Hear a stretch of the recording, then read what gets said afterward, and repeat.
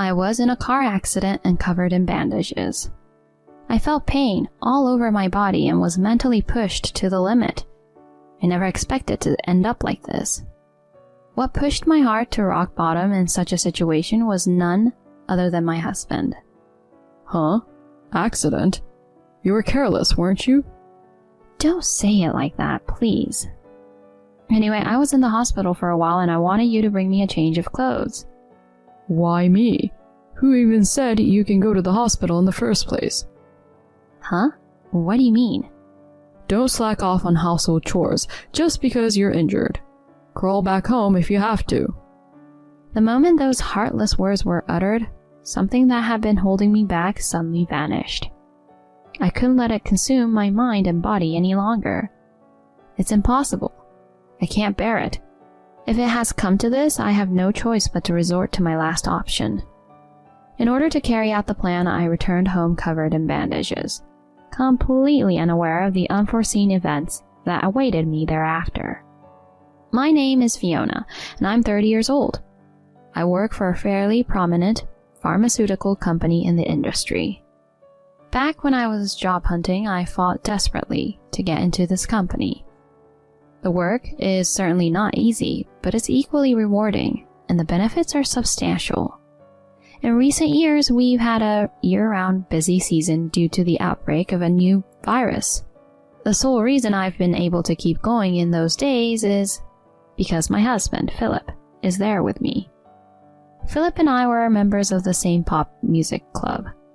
We were just friends at the time. However, after becoming working adults, we reunited at a club alumni gathering and hit it off. During our student days, I couldn't imagine being in a relationship with him. But becoming working adults can change your senses and values, I suppose. The time I spent with Philip was invaluable in allowing me to be myself.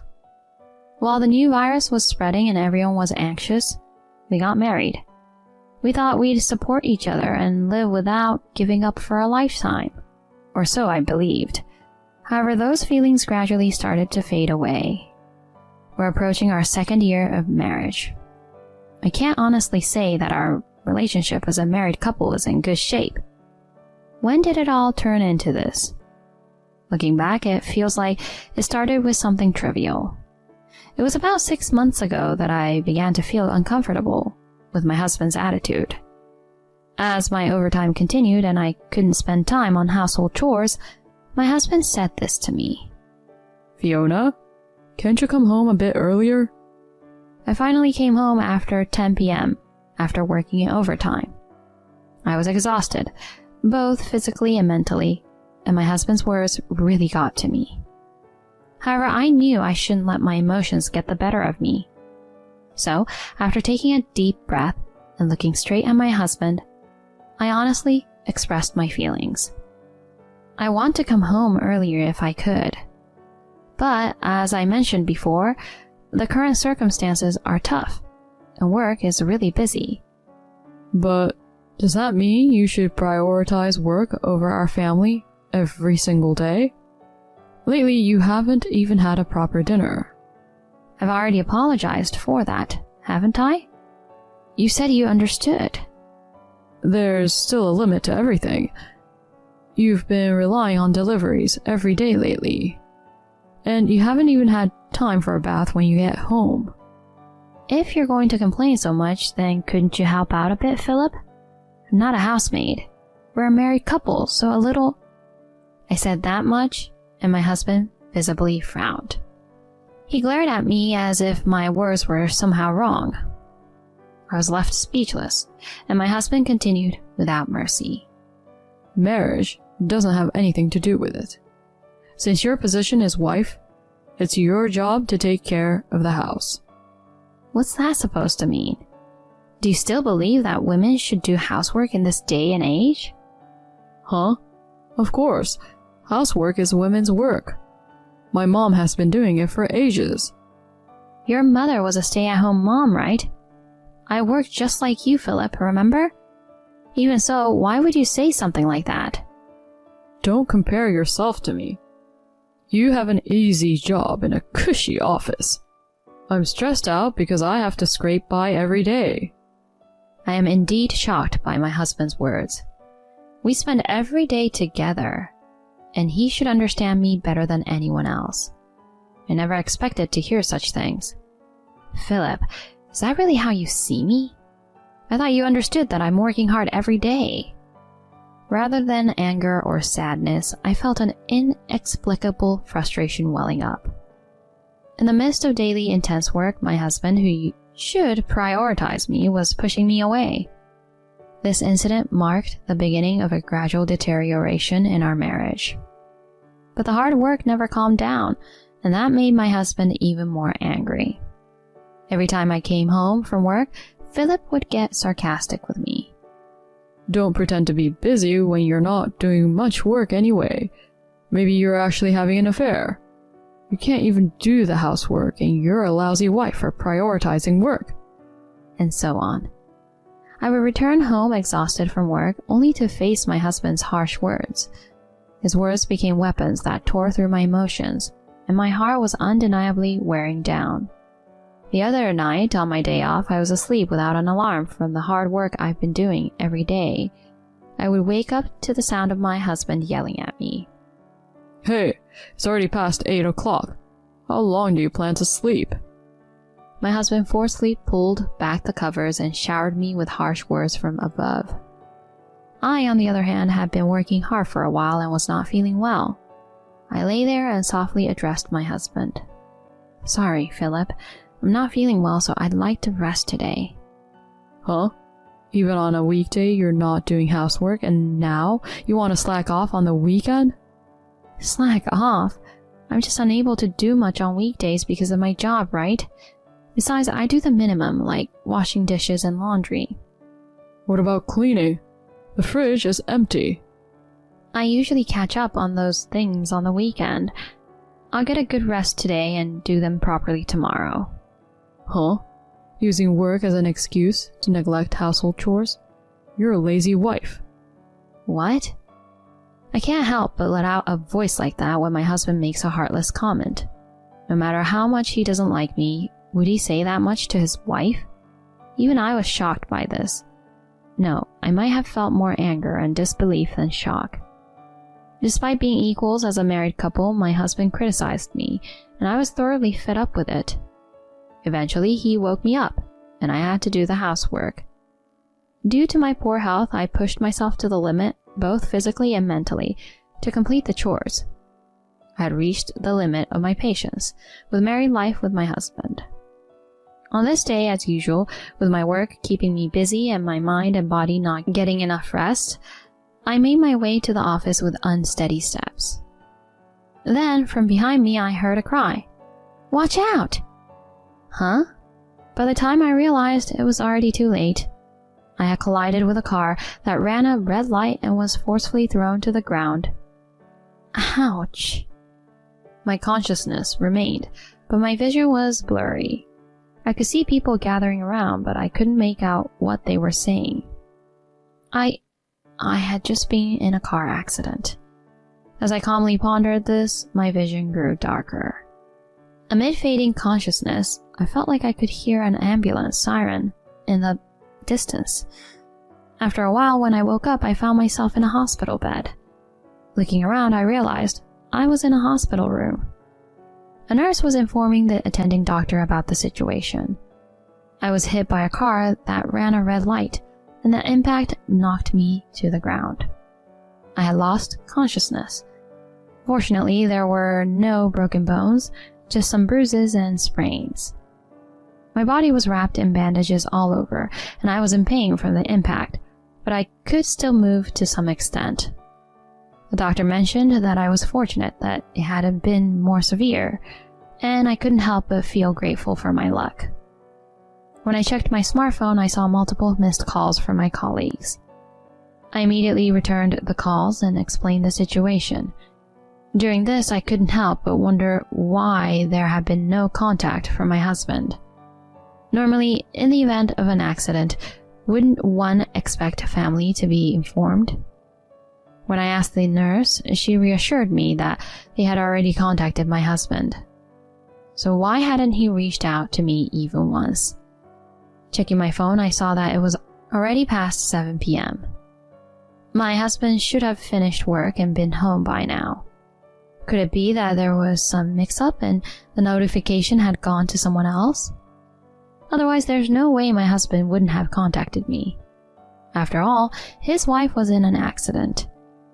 Telling myself this, I called my husband. After a few calls, I hear my husband's blunt voice saying, "What the hell?"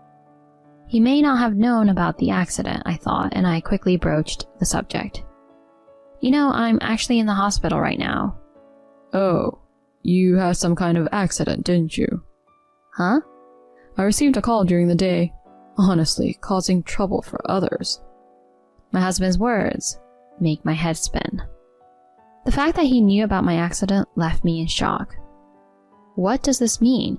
He knew I had an accident and yet he didn't come to the hospital or even contact me?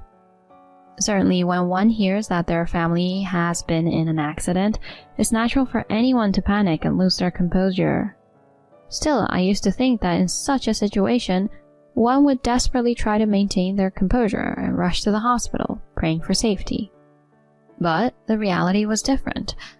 Well, not just reality. It's more accurate to say that my husband was different. He didn't seem worried about my accident at all, as if it were someone else's matter. That's not all. He even went as far as saying that I'm causing trouble for others. Certainly, my accident must have caused inconvenience in various ways. But it's not solely my fault. I felt like everything was being blamed on me and found myself responding in a strong manner. Why are you behaving like that when you know your own wife had an accident? Huh? Accident? You were careless, weren't you?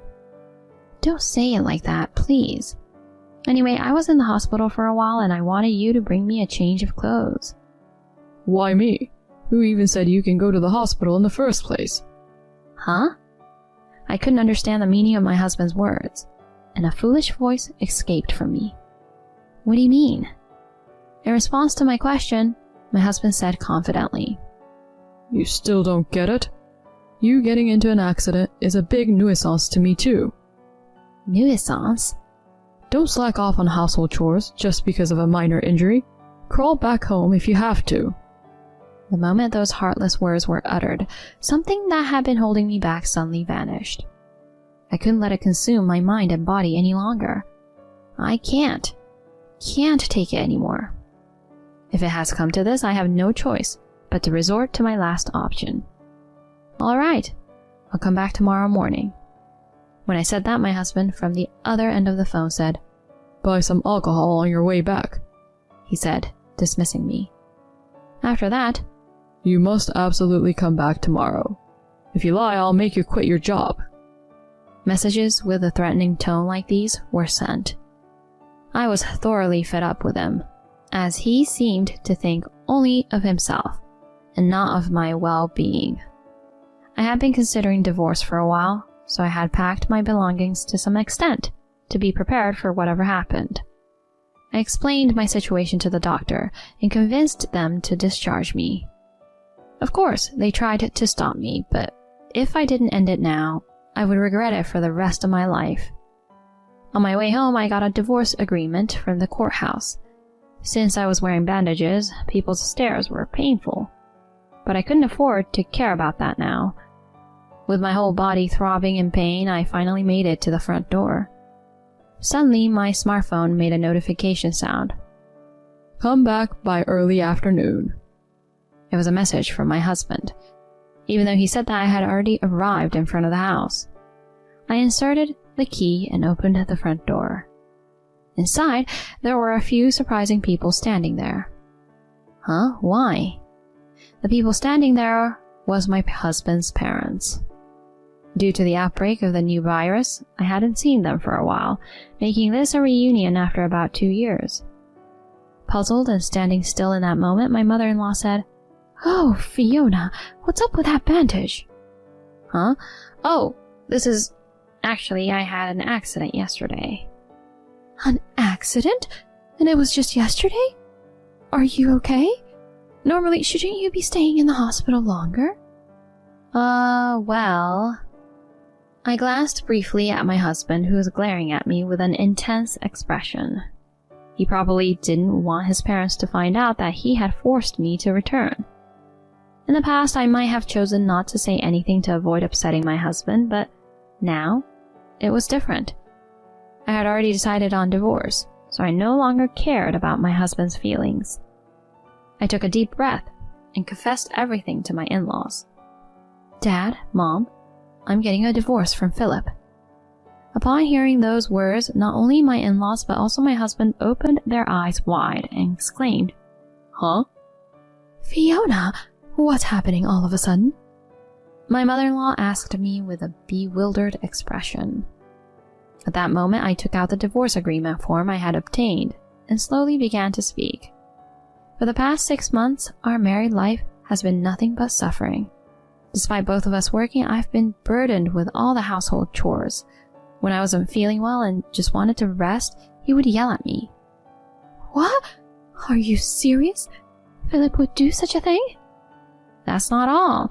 The reason I came back today is because Philip told me to crawl back home. What? Philip? Did you really say that to her? Confronted by my mother-in-law, my husband showed a startled expression and quickly put on a forced smile to begin justifying himself desperately. What are you talking about, Mom? There's no way I would do something like that, right? So what then? Are you saying that Fiona is lying? That's right. You think I'm the kind of person who would do something that terrible? My husband seemed to think that he could somehow get his parents on his side, but it was all in vain. I opened the messages that my husband had sent me last night and showed them to my in-laws. As they looked at the smartphone screen, their faces quickly turned bright red. What have you done? As a man, as a human being, this is unforgivable. You've become a disgrace. My father-in-law grabbed my husband's collar and shouted. My usually reserved father-in-law was getting emotional, and it was the first time I had ever seen him like this. With my husband frozen and I unable to say anything, my father-in-law coldly stated, Fiona is a strong person. I've refrained from interfering in your marital issues, but this time I can't stay silent. A scumbag like you has no right to be Fiona's husband. Get a divorce quickly. What are you saying, Dad? Shouldn't you be defending your son in a situation like this? Don't play around. Is there any reason for me to defend you? You've caused enough suffering to Fiona, and it's embarrassing as a parent. You're no longer a part of our family. You scum. Never show your face again. Wait, Dad. Even though my husband pleaded, his father paid no attention. In that moment, I packed my things. My father-in-law graciously allowed me to move into an apartment he owned. My father-in-law owns several properties. The apartment we now live in actually belongs to my father-in-law. He had been subsidizing the rent up to this point, but due to this incident, my husband was being evicted. He was disowned and would have to manage on his own income, which wasn't exactly a generous salary. My husband even had to pay me alimony for emotional distress. Of course, I've hired a lawyer and the divorce proceedings are underway. I just need a little more patience until I'm done with him. My husband was very emotionally damaged by this incident, leading to repeated unauthorized absences from work. It seemed he was on the brink of losing his job and his ability to support himself. From my point of view, it doesn't matter anymore. Whatever life he leads is no longer my concern. I wanted him to suffer at least as much as he had made me suffer, if not more. On the other hand, I was living a peaceful life in the apartment my father-in-law provided. He told me I didn't need to pay rent, but I felt it was only fair to pay half. I planned to move out once things had settled, and I was back on my feet. Until then, I would allow myself to rely on my father-in-law's kindness. I hadn't been able to build a good relationship with my husband, but thanks to meeting him, I had the opportunity to meet wonderful in-laws. I was grateful for this connection and hoped to lead a life that I could be content with from now on.